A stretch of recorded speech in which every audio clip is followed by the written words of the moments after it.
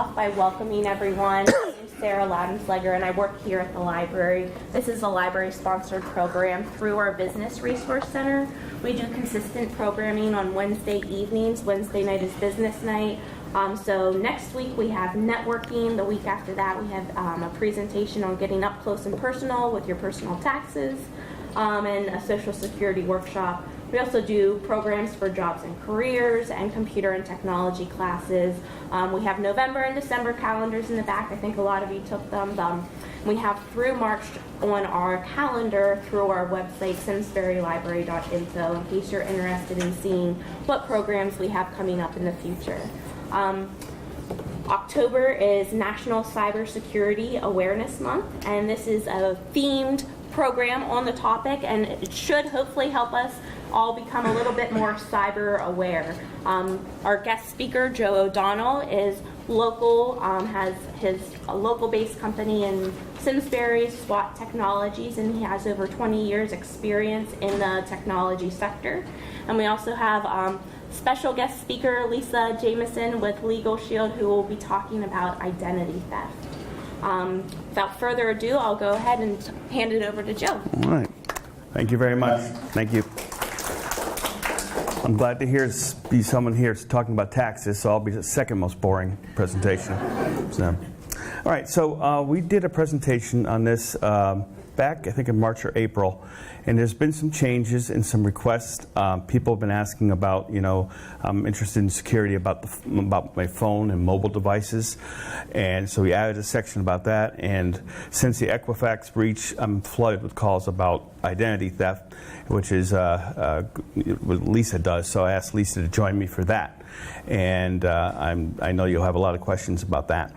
So, without further ado, we'll start going through this. And as I go through it, if you have any questions as I'm going along, just pop your hand up, and I'll answer the best I can.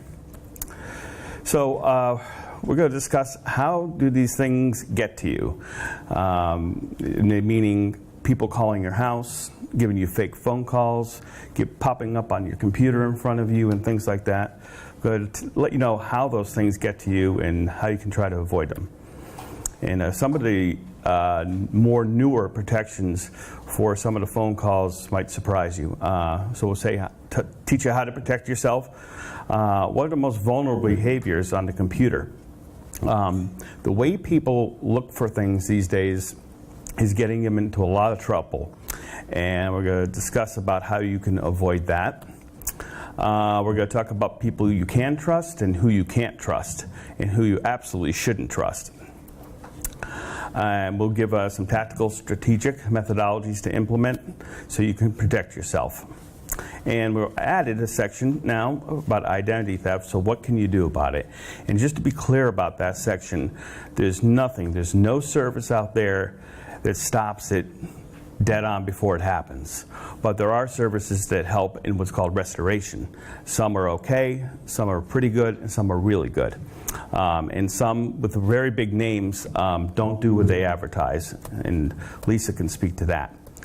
So we're going to talk about your phone. So mobile devices have outpaced desktop and laptop computers by hundreds of percent now. So more people are doing things with mobile devices than regular desktop and laptops, particularly millennials. We're going to talk about internet browsing and better ways to browse, safer ways to browse. Anyone who has these two accounts, we're going to recommend you get to Gmail. I think I don't go a month without someone on Yahoo or AOL complaining either they got hacked or I get a hacked email to me. We're going to talk a little bit about banking and some precautions you can do there, and credit cards, and your Social Security number and medical information. So, how do things get to you? Fake phone calls are a big thing these days. How many people have got a fake phone call for computers or IRS? Raise your hand. 3/4 of the room. So one way to stop these people, believe it or not, is a foghorn. Is one of the most effective ways to stop them. it will absolutely shatter them on the other end, and they will actually mark the number down not to call again. They'll be so frazzled by it. I'm not kidding. I saw a video on it on a security website demonstrating it, and it's absolutely horrific if you're on the other end. So those are good. One of the things they take advantage of, I did a little bit of an interview process with some of my clients that answered the fake phone calls for the computer, went through it, and gave them money. So the first thing I asked them was, why didn't you call me? And the first word out of their mouths was panic. So these people are experts at making you get into panic. So you don't even think to call me. You're just doing what they say. So just as a rule, no one from Microsoft or anywhere will call you like that out of the blue saying you have a problem, or if you get a pop-up on a website saying call this number. Those are all fake. There's no legitimate ones. Email from a fake vendor. These come a lot too. I get them. People saying they're from such and such. And matter of fact, just today, I was at a client. She got an email and said she needs to verify her account for her Yahoo account. All they wanted to do was get her Yahoo email address and password. Dining out. Credit cards. We don't use them when we dine out. Anyone know why we don't use them when we dine out? Because you don't know who's taking your credit card. So A, they take your credit card. B, you probably don't know them. And C, they walk back in the room, you can't see them. So you don't know if they're making a copy or what they're doing. So it's actually more threatening on a credit card dining out or booking a hotel than using it online. Same thing with a hotel. They make you a call. It's a person you don't know. They're taking your number. That's a hard one. So what you can do with that is use things like Travelocity or other things, secure websites, and just book your hotel that way and not give it to a person. Okay. Tablets. This is probably a better way to ask it. How many people here don't have a tablet? That many people don't have, you don't have an iPad, you don't have a Galaxy, you don't have that many people? Wow, I'm a little surprised. They're very popular, but they're easily lost or stolen. So we're recommending not to keep personal information on things like that, your phone and your tablets. This is how fast the tablet market grew in 2015. It's going to be double that this year, so it's enormous. This is the ratio of tablets and phones to PCs in 2017. So the proliferation is extraordinary. The iPad, they're going to be en route to sell 40 million this year. So I've had 2 clients that lost their iPads, and they memorized their banking sites on them. And they didn't password protect them with a number. So you got to be careful. So now you got information that can float around because it's small and can be lost. Same thing with the Galaxy. It's right behind the iPad. They're going to sell around 30 million of those. Careful where you click. One of the biggest problems I'm seeing today is people using search and clicking on a bad link. Very often now what you see is you search for something and there's 3 or 4 fake sites, and then the real site's about the 4th one down, and it'll say official next to it. Better if you can to always use favorites and bookmarks and use them to go to websites, or type the website right out in the address bar up top. Staples.com, bestbuy.com, what have you. I'm not saying never search, just be careful because this is where they're trying to grab you is on the searches. So, many search results take you to fake sites. The Avast, if you can write this down, Avast and McAfee do have site protection, meaning they'll tell you if the search results are legit or not. They're good products. And like I said, use bookmarks and favorites as much as you can. I have hundreds of them. So most places I go are bookmarked. Okay, what is data leakage and why is it important? Well, a lot of people work at home. It's a new paradigm. And they're working at home with work-related things that are private. And they have all these things on many devices, in many locations as well. And no one's tracking it. So I have people who use their iPhone or their Droid and to put little notes next to things like fidelity, password, things like that. You got to be careful with that, because you lose that phone, that information's now out there. Lost device equals lost data. And you don't know who has what. If I take my whole family and count all the devices and what's on all of them, I don't know what's out there. I don't know what my daughter has on hers that might be personal to me, and vice versa. So we're starting to lose track of all the information floating on between all these devices, who has what. So, have security policies caught up? No. There's almost no one discussing mobile device security in businesses or homes. And it's a discussion that needs, at least from a business standpoint, people should have policies that these devices belong to the business, should not have personal things on them, and not have things that can make the business vulnerable on them. And what are the potential threats? Well, if you go and get a virus on one phone and all these things are connected in the same network, they can bounce around and get on all of them. So you can, what we're going to discuss a little later is things you can put on your phone that can prevent viruses on your phone.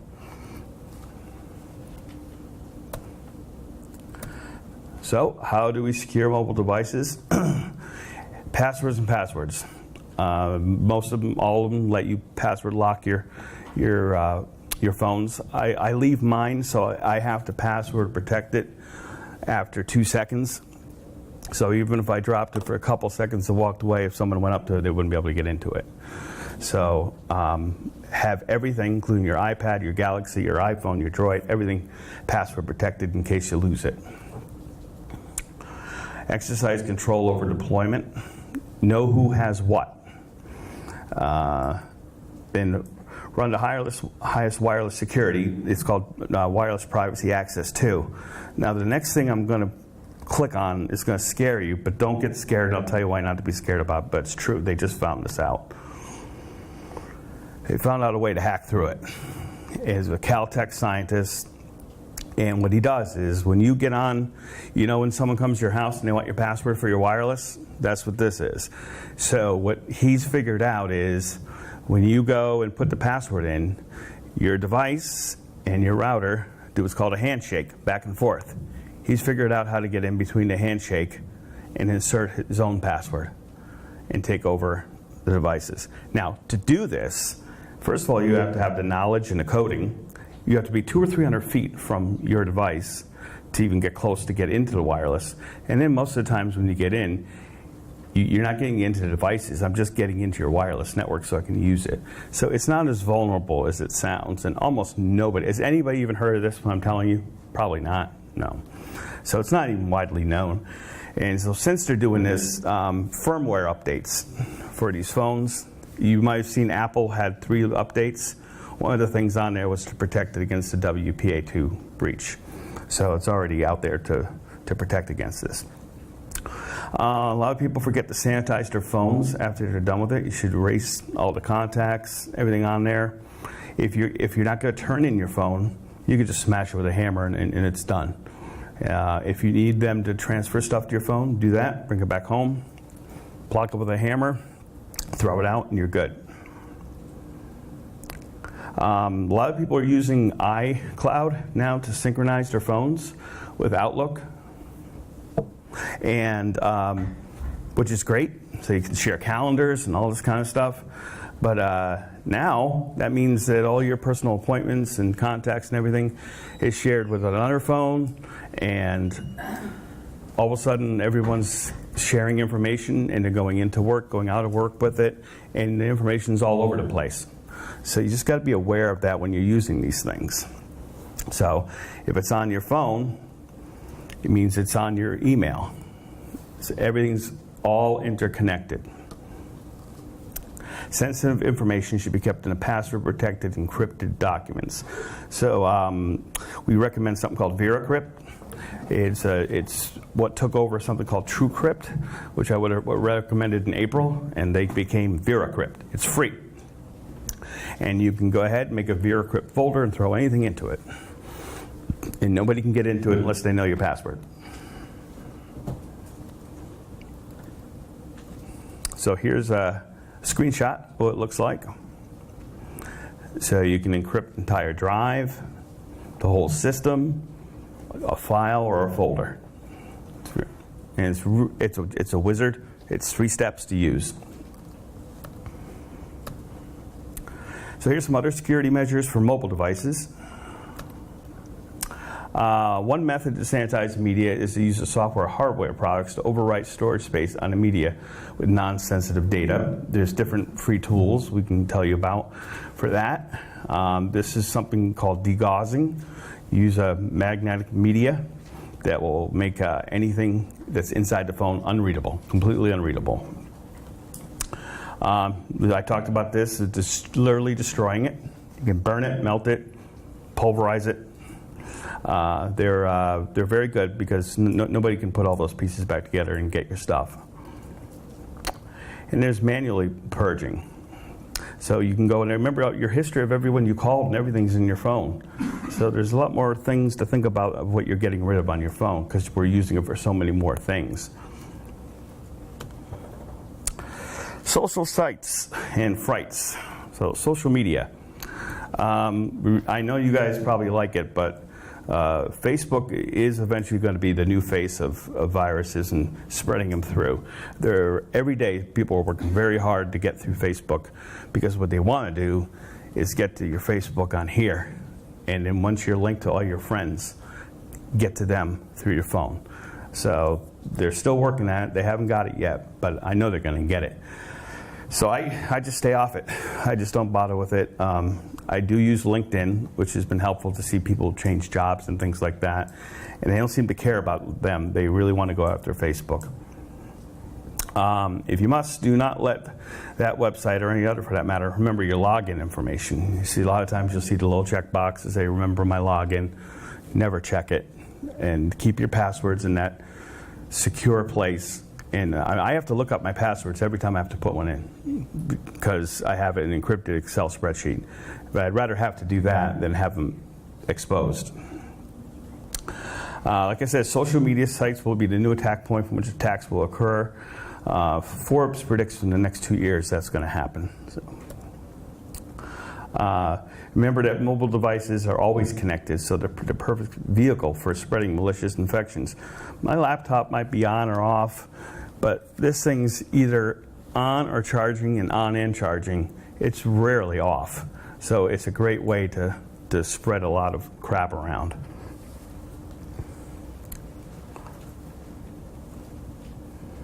So what's on your phone? Anyone here use Outlook? Yeah, okay. So if you do sync with Outlook, anything you put in Outlook is going to be on your phone. So if you like you like to put little notes under people's contacts, make sure both your laptop, your desktop, and your phone are all password protected.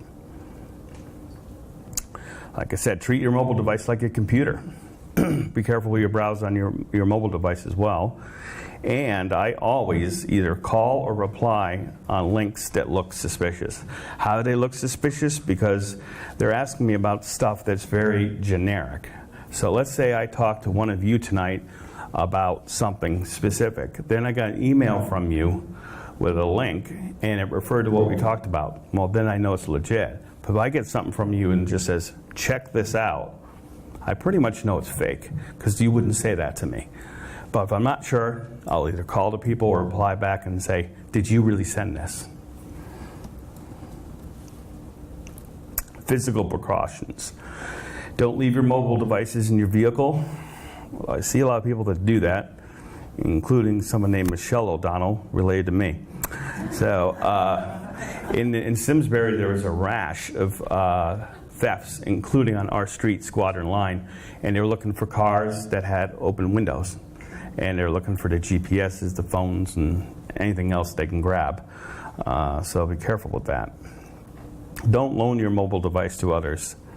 So if you have grandkids, tell them that. Because then people start playing with it, putting things on they shouldn't. You want to be able to control your environment. Be boring. I said this before. The less things of value that you have on here, the better. Maybe just contacts, some bookmarks. And so if anyone did steal this, there's nothing for them of value to really get. There's two products. One of the best ones now for Droid phones. If you have Android, is AVG now has a free antivirus product for the Droid. It's new in the last few months, and it's got great reviews. And it is, oh, I'm sorry, there was a thing called McAfee Total Protection as well. That you do pay for, and it's a little more comprehensive for the cell phone. But that works for all mobile devices, iPhone, Android, all of them. Any questions so far? Scared? Good, it's going to get scarier. All right, so what do you do? Like I said before, and I want to reiterate this, I'm seeing so much of this. Don't use search engines as a vehicle to reach your destination as much as you can. I was on a computer this morning for 3 hours because all the kids download all these games off all these searches, and now anytime they went anywhere, it went to all the gaming sites automatically, flying up 15, 20 tabs. It took a while to unroot all of it, and it was because once they downloaded the wrong thing went and told all his friends, and all his friends came down, and it just became a big mess. When possible, like I said, type the internet address up above directly. www. What have you. And always use favorites and bookmarks. Don't click on any third-party affiliate links. Those are some of those things on the right side you see of the searches. Don't touch those. And you're going to get updates for Flash Player and Java. Those are only going to come from the bottom of your screen, down here. They'll never come in the middle of your screen or from the top, ever. So Flash Player or Java can only come from the bottom of your screen. So you want to, if you ever get anything for Flash Player especially, and it's in the middle of your screen, click out of it. It's fake. And there are fake Flash Player things going around. Only respond to or open emails that have personally identifiable information about the sender, including the message. So this is what I was talking about before. You know, if I had one of my clients email me and she referred to her husband John, I said, oh, she does have a husband John, so I know it's her. But it's the generic messages you want to either just delete or reply to verify. And sometimes you want to look at those messages, look all the way up top. Sometimes the email address is wrong. It's faked. It's not them. It says their name, but it's not their email address. Okay, this is the biggest thing going on right now, fake phone calls from Microsoft, and they're very effective. I would say in the last 2 years, I've seen 10 people pay money to these people, and what they do is they put software on your computer that messes it up so they can fix it. So it's like someone calling you and saying, your car's not working right. And you're thinking, really? Seems fine. You need to come to this garage. Then you bring it to the garage and they wreck it. They go, oh, here's what we have to do to fix it. It's a lot like that. And they're all out of India, every single one of them. So these are perfect Foghorn customers to get with the Foghorn. It's cheap, true value. All right. I also got one from the IRS in between this last talk and this one. This is the second one I've gotten. They're all fake. The IRS will never call you. The IRS will never call you. The IRS will never call you, which is good. So, so this guy's calling me. He says he's going to have police at my door and all this kind of stuff, and I have to deposit $4,600 in the bank. So I told him I can't get to the bank in 30 minutes. He says, why not? I said, my donkey can't run that fast. Hey, what you talking about, the donkey? He got very upset. I thought it was good. So, this is one of the modalities they do. They'll tell you they identified a problem, and they want to remote into your system, and then ask you for credit card, cash, check, whatever. Well, I had one person give their bank account information, routing, and account number to them. They took $600 out. So, now, has anyone else in this room willingly given your routing number and accounting number to someone? Raise your hand. You all have. You ever wrote a check? You just gave them your routing number and your accounting number. It's right in the bottom of the check. Oh, you gave them your address too, and you gave them your phone number. Okay, so that's one of the biggest holes in the system is the checking system. The bottom is the routing, and the left and the right is the account number. That's your address, and that's your phone number. And that's enough for someone like me to get going on you. So if you really think about it, I've been in business now 15 years and around 4,000 transactions. So, and if most of them were checks, that's how many things I've seen that people write to me. I don't do anything with it, but you think about it. You don't think about it, but you're doing it. You're actually giving them that information when you write a check. So my wife and I try to do as much cash as we can.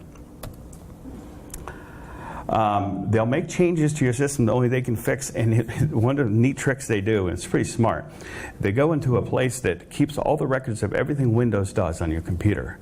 And Windows always logs errors. Always. It's just part of Windows. So they'll go, oh, look, you have errors. Look at this error. Look at that error. And you're sitting there going, wow, my computer's a real mess. And they go, oh, we can fix it now. Oh, thank God. Then they'll go in there and start monkeying with your system and say, we found more stuff, I'm afraid. You're going to need a new muffler and all that. So you just got to watch out for these people. But once again, Microsoft will never call you until you have a problem, ever. It's just like the IRS will never call you. Same idea. Then they ask me to go and fix what they break. And it's lovely. So has anybody got the Microsoft calls here? Yeah. Okay. The golden rule. Louis Armstrong's golden rule was love, but that's different. That's a whole different talk. So for this, Microsoft or any other legitimate tech company will never, ever, ever call you identifying a problem on your computer. They can't. They have no connection to your computer at all. This is really important too. I had a client got taken for $34,000. She got an email from Bank of America saying, we need to verify your information. She was on her way out to play tennis, all distracted. Okay, put it in, went to play tennis, went back, money's gone. So these people, any financial institution will never, ever ask you to verify information, account information, anything like that. Social Security information, nothing. So, who can you trust? Well, mostly people you know. Some of the people you know, of course, you can't trust because you thought you knew them. But mostly you can trust people you know. Your local bank representatives, except for the ones that are recently fired. Your personal advisor, if you have a personal advisor managing your money, they are among the most regulated people in the world. If you knew what they had to do from the tests they have to take and the oversight they have, it's almost literally insane. So they're very trustworthy people. Your personal doctor. And by the way, has anybody ever given their doctor's office their Social Security number?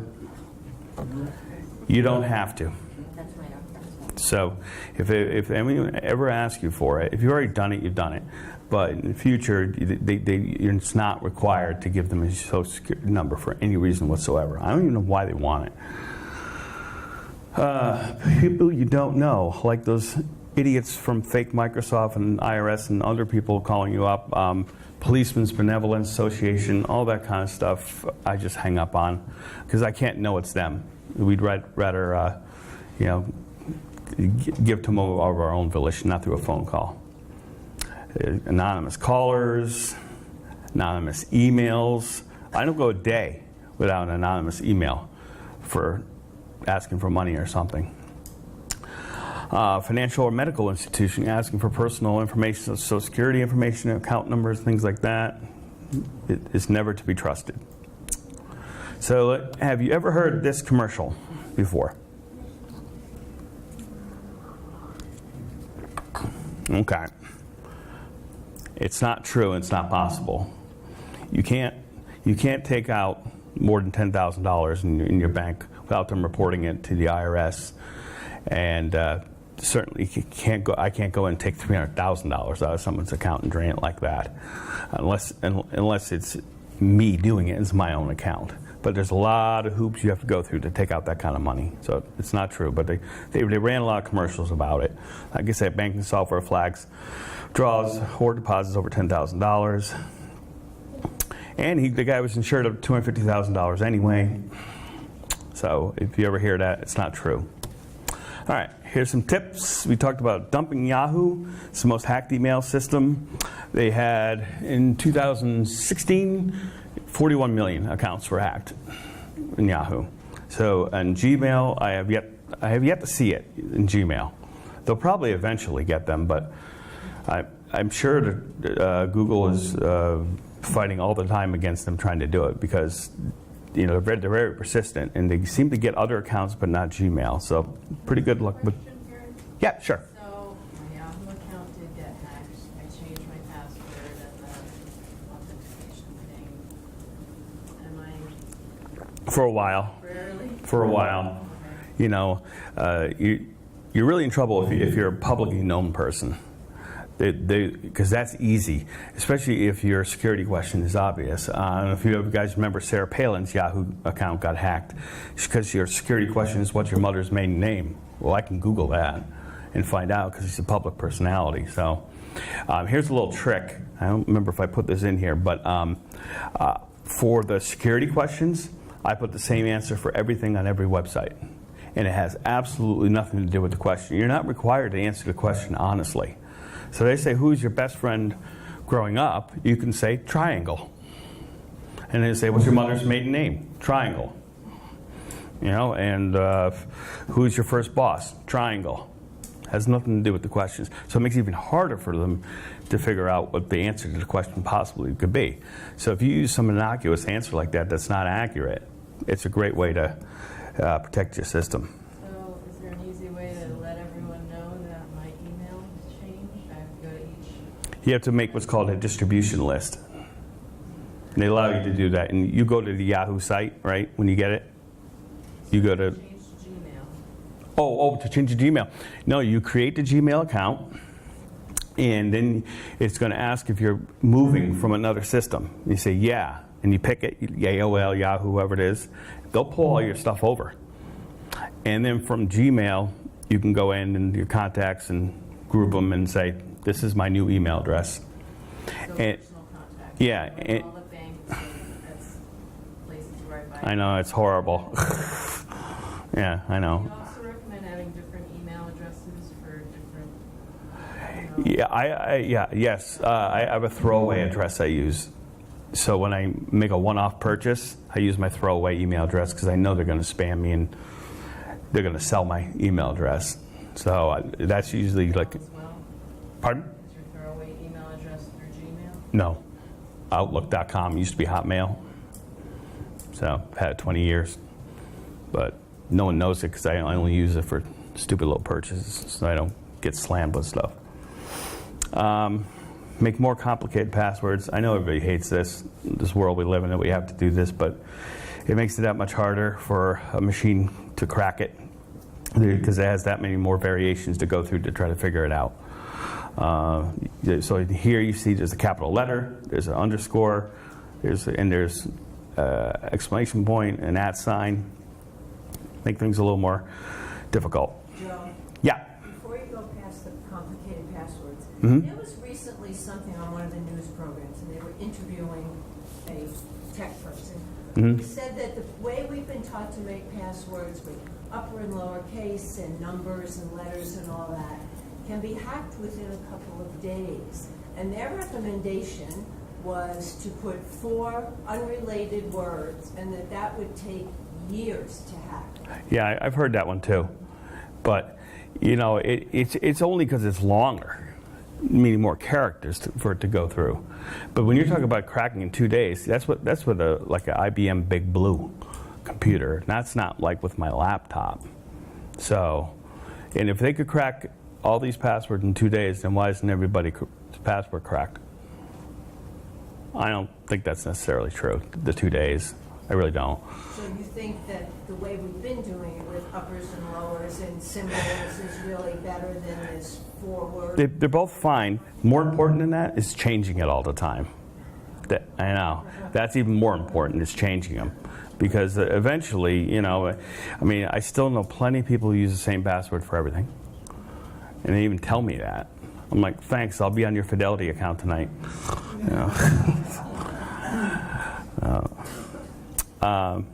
Here's something people might not have thought about. Make a copy of the front and back of all your essentials. I got a lot of stuff in here. And someone held me up and took it. Then I'm like, oh my God, what are the phone numbers? How do I call these people? And this is going to make sure you have all your information. And you put this, anyone have fireproof safes? Yeah, if you have fireproof safe, that's where you put a document like this that has all these copies in a fireproof safe. Somehow you lose your wallet, get stolen, mugged, whatever it is, you go in your fireproof safe and make all your phone calls to get your stuff back. This is happening a lot. I see a lot of emails from my clients that aren't real. I know they didn't send it. And it says their name and someone else's email address, so keep your eye out for those as well. And again, a lot of them come from Yahoo. Secure your social security number. Don't ever carry your card in your wallet if you can help it. Don't give out your number unless it's someone you can trust. And like I said before, you're not required to give it to your doctor. So only give it to people that really, really, really need it. Watch out for shoulder surfers. So don't be shy about asking for space when you're entering a PIN or you're filling out bank slips, things like that. I know there's nothing personal against them, and I have my money there, but Simsbury Bank never asked me for an ID ever, and they changed the tellers. I could just look over at someone else's thing, and I don't know if they would even care if I tried to take money out from someone else. So be careful with that stuff. Shredding, always good. I mean, I get my financial statements and my account numbers on all my financial statements I get. That goes in the shredder all the time. This is something you can email me about. It's called OpenDNS, and it makes you more anonymous on the internet. If you're interested, I can make a change on your computer in a couple minutes and put these numbers in there, and then you're not on the public DNS system. You're on what's called the OpenDNS system. It's totally different. And you can still cruise all the websites that you want. Newspapers are gone. So this would be a nice little safety trip. Does that have to do with public Wi-Fi? No, public internet. How do you protect yourself? Because Equifax leaked half of everyone in America's social security number, address, and phone, everything. So how do you protect yourself against that? Well, you can't protect yourself against that because it happened to them, not you. So it's their failing. So you're asking, how do I protect their failing systems? I mean, you give an example. Hospital in Chicago, they got hacked, and all their medical information was taken out, stolen, and they had to re-enter all the medical information because they didn't even have it backed up to the cloud encrypted. So, I have businesses with 1 to 5 people that were more secure than that whole hospital. It's kind of embarrassing. So, but as for the Equifax thing, I mean, at least we can talk more about that, but you can't protect yourself against other people that aren't protecting themselves. Typically, those kind of breaches of that magnitude come from the inside. It's someone else on the inside working with someone on the outside. Because most of those companies like that have multiple called firewall layers. And to blow through those, you have to have someone helping you along to get on the inside first so you can do the work. What they said was they didn't keep up to date with the patches that they needed to do. Well, they can say anything they want, but Home Depot, Target, all these places, I know what systems I put in, and they're pretty darn hard to get through. And I know the systems that they put in because I work in corporate America, and they're way, way harder. But I would know, I used to work for Otis Elevator, what to tell someone to get into our intranet on Otis. There's a couple of places that actually would work around to get in. So it would make it a lot easier than someone trying to just brute force their way in. So, but you can't control other people. That's the problem, because that's like asking, how can I protect myself against my bank giving out my information? You can't. They're just not supposed to do it. So, I know it's not the answer you want to hear, but yes. 2 questions about passwords. Okay. How often to change, and how do you keep a list of all the passwords you have? You mentioned something about encryption. Mm-hmm. I missed that part. I can't. Okay, so 2 questions. Optimally is quarterly. Good is every 6 months. And as for the way you list your passwords, there's a couple options. I keep mine in an encrypted Excel spreadsheet for quick access. And I also use a product called RoboForm.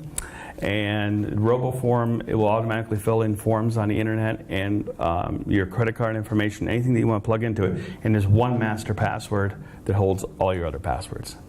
So you make your one master password a real nasty password.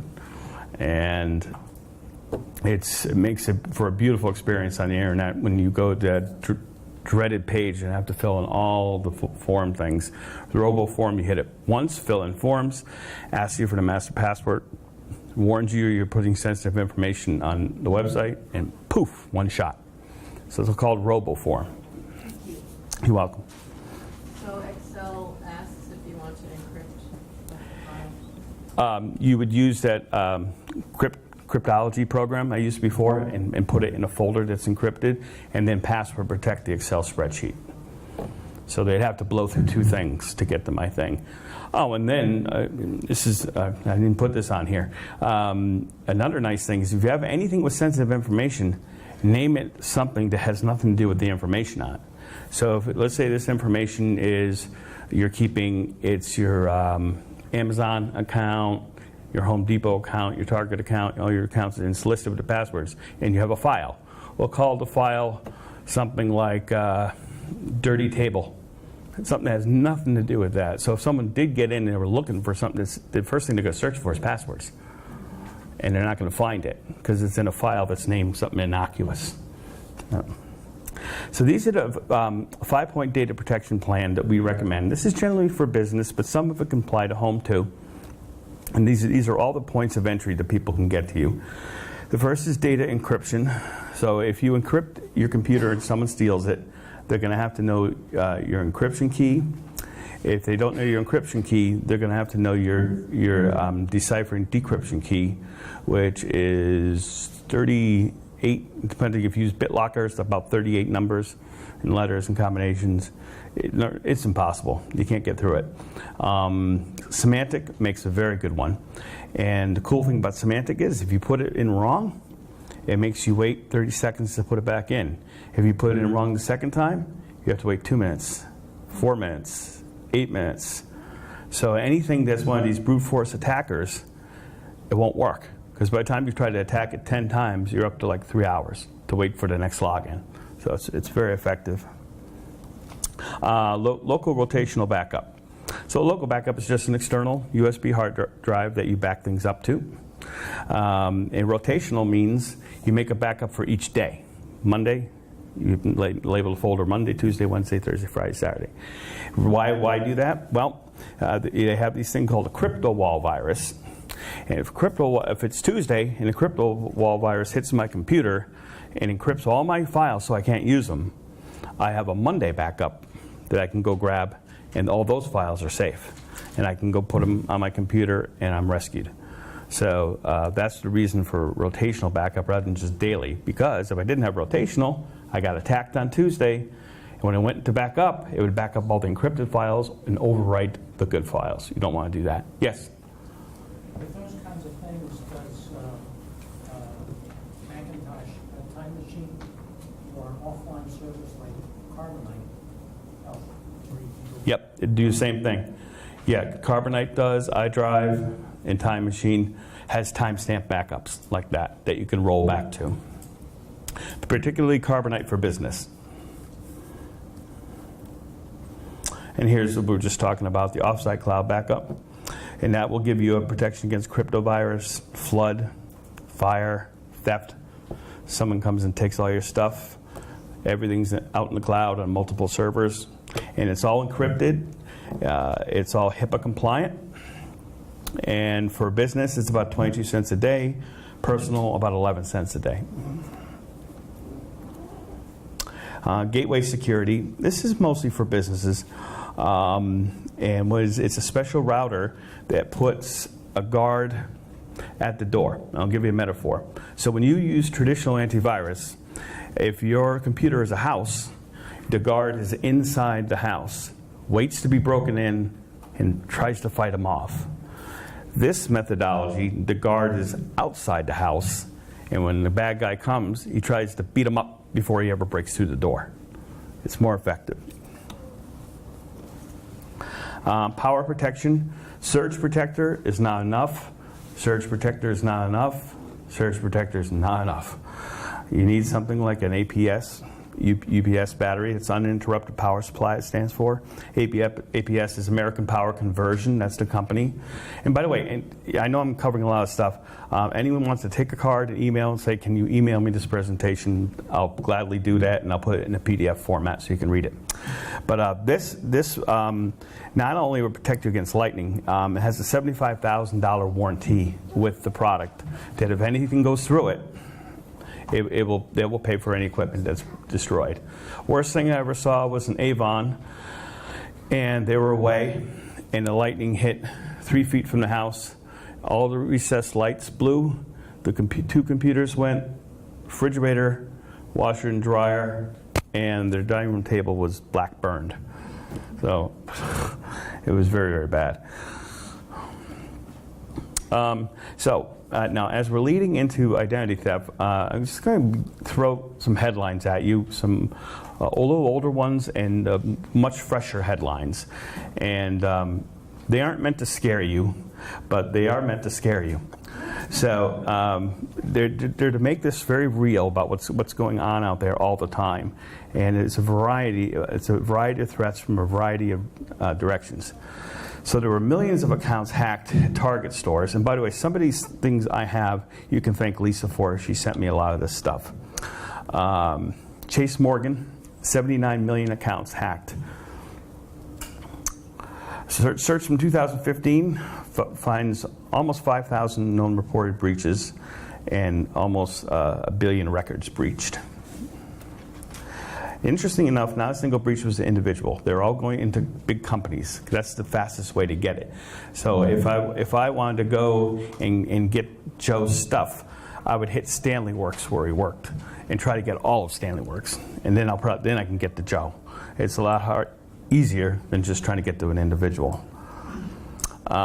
So this is an interesting thing. So 2 IT consultants, it's actually more than 25 years experience now. Myself and another local guy here, we talk to each other, and none of us has seen a wireless breach yet with any of our clients. I mean, someone broke into their wireless. So unless, I'm talking about people who have a password on their wireless. So that's pretty good. Okay, here's more recent stuff, and this is all stuff Lisa sent me. And after reading all this stuff, I thought my name was Oh My God. So passwords to over 500,000 car tracking devices was leaked. That happened in September. Amazon Whole Foods investigating a payment card breach in September as well. Deloitte was hit by a cyber attack, revealing the client's secret emails in September. The City of London Police has shut down 28,000 websites selling counterfeit goods. Now, not 2 websites selling counterfeit, 28,000. And over the last 3 years, many of which were registered with stolen identities. That was in March. The FDIC was hit with more than 50 security breaches over the last 2 years as of October. So now almost 50% of cyber attacks now go after small businesses, figuring that they have their guard down because the bigger guys are getting more nervous and trying to pack more technology in. So with that, I'm going to turn it over to Lisa Jameson of ID Shield, and she's going to talk to you about identity protection, and I'm going to just give a few information about identity protection, and Lisa will come up and talk. So part of ID Shield they will spend $5 million to try to restore your good name, your credit, your identity, anything else that has been compromised. They do search the dark web, seeing if anybody's trying to use your Social Security for anything. Would have come in handy with a client of mine whose Social Security numbers was used to do taxes, thinking they were going to get a refund. The only joke was he owed. So, data breach notifications, someone does a attempt attack on you, ID Shield will put a stop on all your accounts, notify you. A bank will notify you if anything happens to them. They automatically have that built into what they do. And with that, I'm going to give you Lisa Jameson. Hi, everybody. Never done this before, so I'm a little nervous, so please bear with me.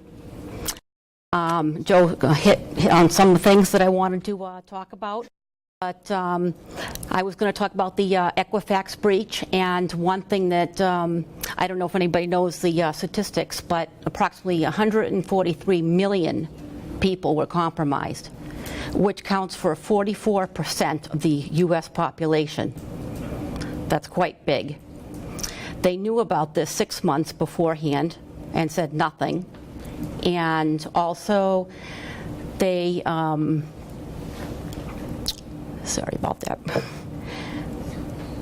They also were breached again as well, and they didn't tell anybody. And the CEOs of the company sold their shares of stock before everybody was notified about it. Okay. Now, people think that LifeLock is a really great company. Well, one thing that a lot of people I found that do not realize that LifeLock has been sued on several occasions and owes millions of dollars to people. Okay? Equifax uses LifeLock, and people don't know that. Okay? I work for one company that I work for, which is part of what I do. The ID Shield is with Kroll and Kroll Investigation. I'm sorry, I'm just really, really nervous. Kroll Worldwide. They are the ones that do the background checks for companies. They're the ones that do all the investigating, like the Enron scandal, and they've even investigated Saddam Hussein and all this other things.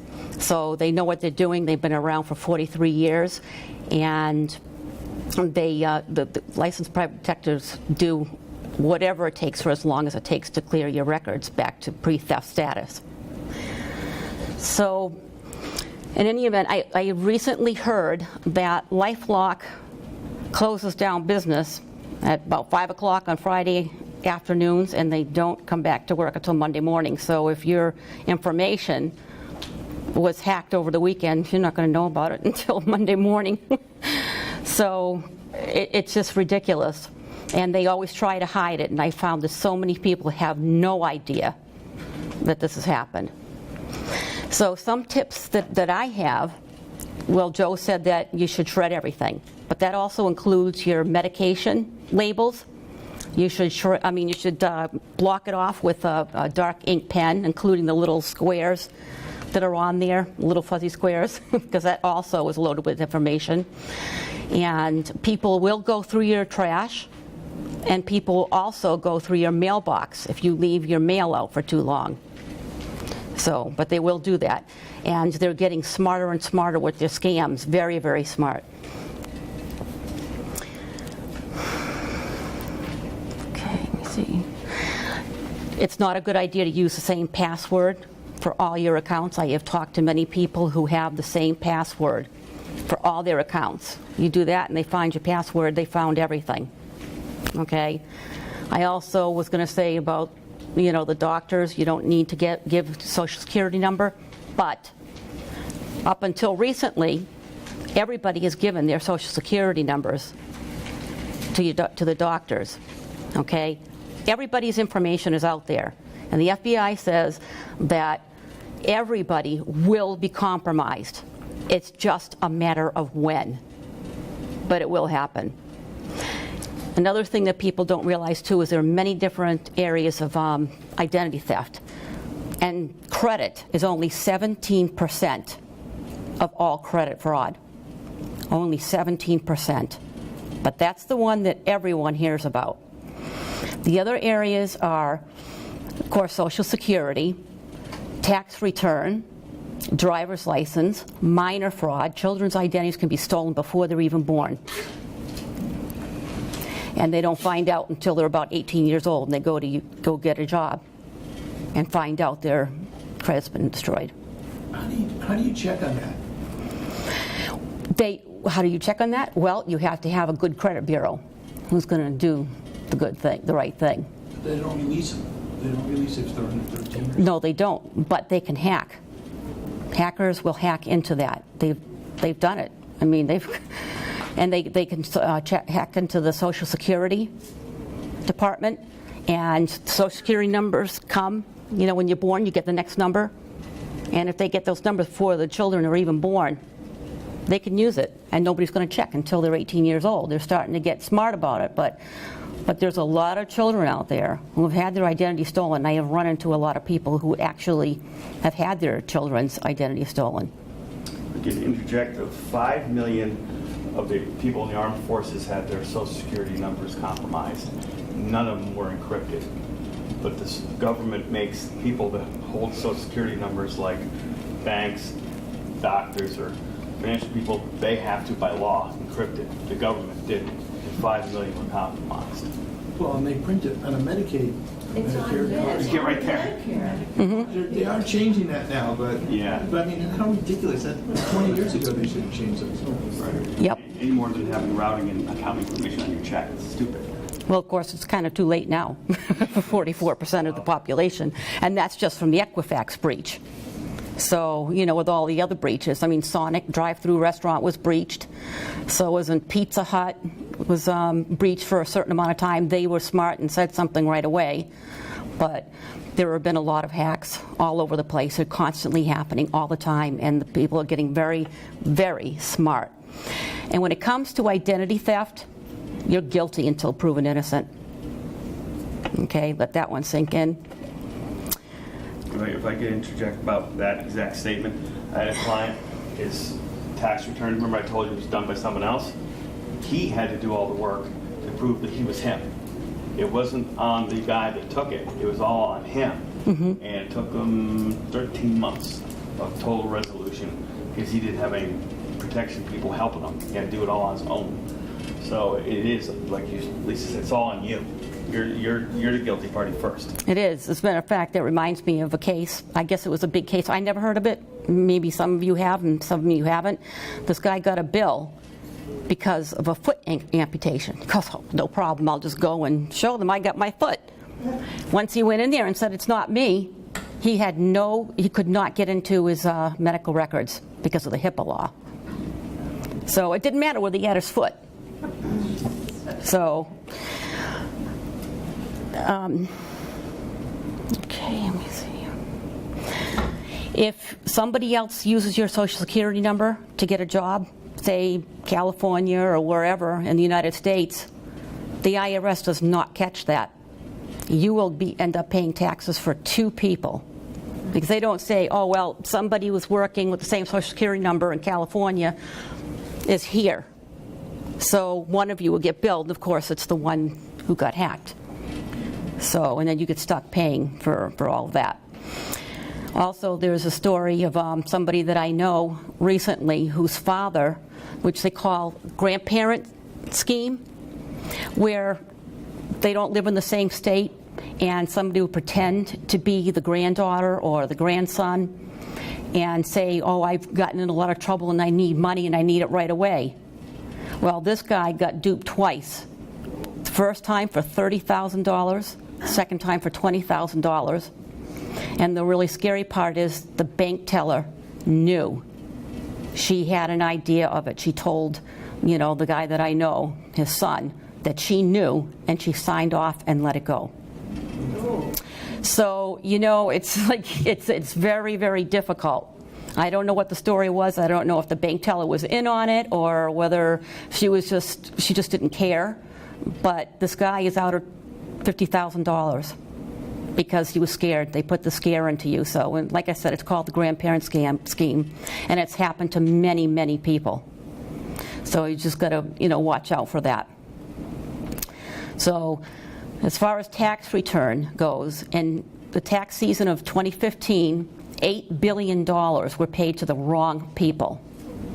And I can't remember if it's in 2017 or the 2018, they're estimating $21 billion in tax return fraud. There's driver's license fraud, and of course medical fraud, which is another bad thing about medical fraud. Somebody can go into the hospital, get a procedure done, and you get the bill. And even worse, if you end up going to the hospital in an emergency and somebody's already gone there and changed your blood type or your medication, I don't think I need to tell you what would happen. It's fatal. And it has happened. Okay, just give me a second.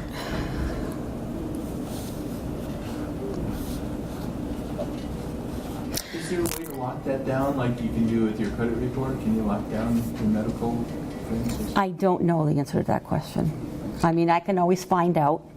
And I do have my business card, and I can pass it out to anybody who wants one. I also have some brochures, which has comparisons against LifeLock.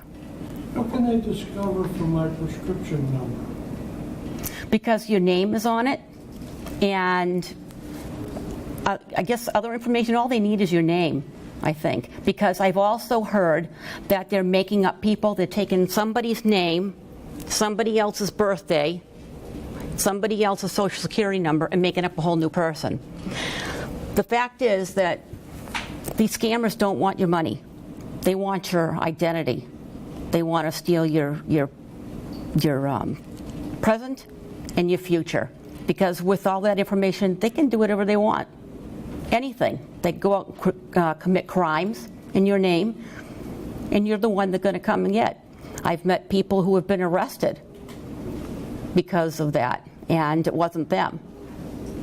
So a lot of people just don't think it's going to happen to them, and they're fooling themselves, because it is. Let me see. Yeah, I decided someone actually tried to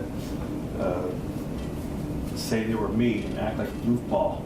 And when they met me, they realized, oh, Roof Ball, so it probably is him.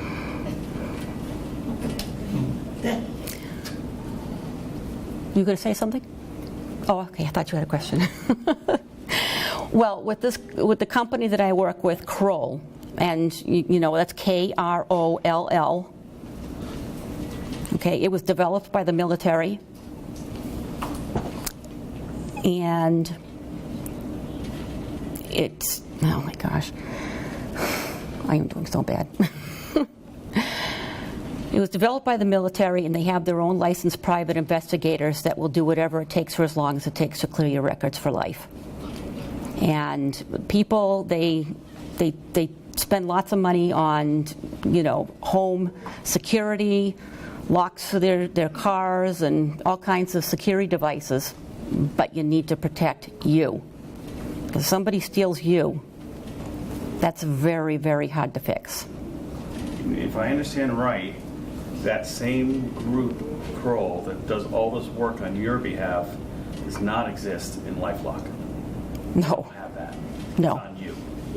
Right. They'll give you the money, but I got to do the legwork. Yep. Is that right? Okay. Exactly. So if anybody wants to know more about Kroll and how you can be protected by Kroll, come and see me after. How's Kroll different from ID Shield? It is ID Shield. Same. So a company called Legal Shield Yes. Yeah. went and partnered with Kroll to create ID Shield. Actually, Kroll sought them out because because Legal Shield protects you and your family and your business legally. And when Kroll decided they wanted to open the doors for the public. They knew about Legal Shield, so they sought them out, knowing that if somebody's compromised, about 75-80% as it is right now are going to need a lawyer. So this way they partner together, and you have all-around protection. So, because a lot of the stuff turns legal, and you have to go to court, and and all that stuff, and the reason why these detectives can do this, because what they do is sign a legal power of attorney, just a minimal one, so that they can go and do the work for you on your behalf. Any other questions?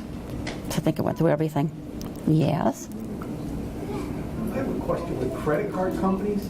Like, I've had 3 different things in the last year where somebody has gotten the card and made thousands of dollars of purchases. And, I mean, it's remarkably easy to call the credit card company and say, hey, wait a second here, I got 5 charges that are $2,400, and they don't blink. I mean, honestly, it's like, okay, but I'm sitting there going, how does a credit card company even stay in business? I mean, if it's that widespread. I know. I guess my question, follow-up on that is, if the credit card companies are that easy and just, okay, fine, yeah, you're right, what happens on the other end if somebody does file your tax return and gets a $12,000 refund that you were supposed to get? I mean, you can't just go to the government and say, hey, wait a second, you screwed up here, I didn't send you my return. I mean, if Equifax is the one that gave up if half the Social Security numbers in the country are floating around, why are you as an individual, they can't prove that you gave it away. You already know a major corporation's giving it away 50%. All they know is that it's your Social Security number, and and you're guilty until proven innocent. You got 2 people saying it's mine or whatever. There's nothing you can do. You actually need a company that is going to help you, investigate. And as far as I know, Kroll is the only one that I know of that does that. But you sign up with ID Shield, or do you sign up with Kroll? It's actually ID Shield. It's the same thing. It's the same thing. Is it still like $9 a month or something? It all depends. If you're an individual, it's $9.95 a month. I mean, no kids, no nothing, just you. It's $19.95 for a family. So you could be a family with 8 children, 10 children, and you all be covered for $19.95. That's it.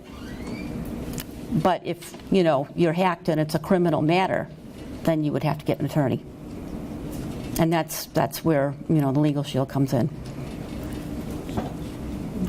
Follow up to that Equifax question and the credit card. Do you have anything to offer regarding, let's say I'm one of the 145 million whose Social Security number was hacked, and they have my other digital DNA, my name and my birthday, all right? Suppose they do nothing but for 15 years down the line, then there's a situation that pops up. Do you have anything to offer regarding that kind of a scenario where it's not an immediate hit, but it's later on? I don't think there would be anything that would be that old, but they would definitely do it. Yeah, and once the data's out there, it's out there forever. Yep, and the thing is if you have a pre-existing issue that that you knew about, then it would be 25% off instead of your regular membership, which is really $900, and that's an awful lot better than what most attorneys will take, plus at least a third. So that's if we didn't have your service, we got hit and then came to you. Okay. Exactly. Yep. Yes. Let me ask about the dark side that they did, like Discover said, put your email so we can see if you have been hacked through the dark side. Does this thing exist, or it just... Everything can be hacked, including your email, and that reminds me of a couple of tips that I didn't write down. Never use the Wi-Fi in a public place, because if you use your Wi-Fi in a public place, I see people do it all the time, somebody right next to you can be going right into your computer and see everything that you're doing. Everything. They can steal it with no problem because everybody's sharing the same Wi-Fi. So when I go into public places, what I do is I just put my Verizon on. I will not use my Wi-Fi unless I'm at my son's house or if I'm at home. But I won't do it in a public place. So because it's very, very dangerous. And Kroll also has something called Vault, which is new, where they help you make encrypted passwords and store them, which is really very, very safe. So, and the only way that you can get, the ID Shield is through Legal Shield. The hotspot is not working? The hotspot in some of the devices is not a good thing to do? Well, yeah, if that's part of a public Wi-Fi, then it's not a good idea. I would never use anybody's Wi-Fi. That's just not a good thing at all. It's very dangerous. Any other questions?